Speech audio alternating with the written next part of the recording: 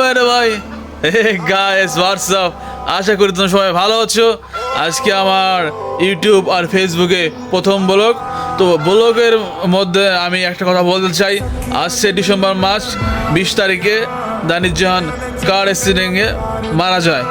তো দানিশ জাহান হলো আমাদের টিকটকের কিং, তিনি ইনস্টাগ্রামের কিং, তিনি ইউটিউবের কিং। তাকে নিয়ে বলতে গেলে শেষ হবে না। সে সবার মাঝে এখনও বেঁচে আছে। তার নাম দানিশ জাহান। হ্যাঁ, আমি দানিশ জাহানের বিশাল বড় ফ্যান।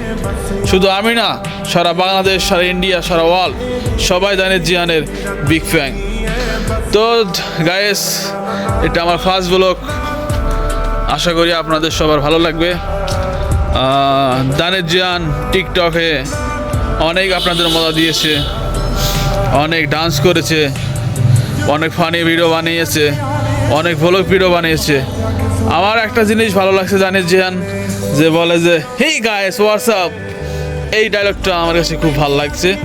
তো গাইস, আশা করি আপনারা সবাই দানিশ জাহানের জন্য দোয়া করবেন, তিনি যেন জান্নাতে চলে যায়। আর টিকটকের কি একজনই থাকবে, সেটা হলো দানিশ জাহান। তাকে টেক কভার করার মতো কারো ক্ষমতা নেই। বাংলাদেশে ইউটিউবের কিং যেমন আফ্রিদি, তেমনি ইন্ডিয়ার টিকটকার কিং হলো দানিশ জাহান। দানিশ জাহান যখন মারা যায়, তারপরে সবাই তার কথা মনে পড়ে। তিনি যখন ছিলেন তখন মনে করতেন না। আসলে ভালো মানুষ পৃথিবীতে বেশি দিন বেঁচে থাকে না। হে গায়েস, তো আজকে এ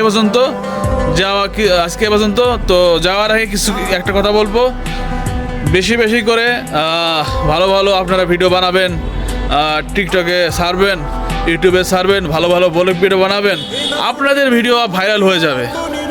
তো গাইস, একটা কথাই বলি, খায় মেরে ভাই আজ লটকে আজ না মেরে পাস, এই ডায়লগটা আমাদের সবাইকে কাঁদিয়েছে। তো দানিশ জাহানের জন্য তোমরা সবাই দোয়া করবে। এটা আমার first blog, YouTube and Facebook.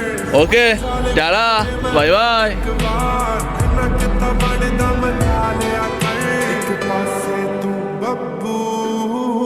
पासे है जग सारा।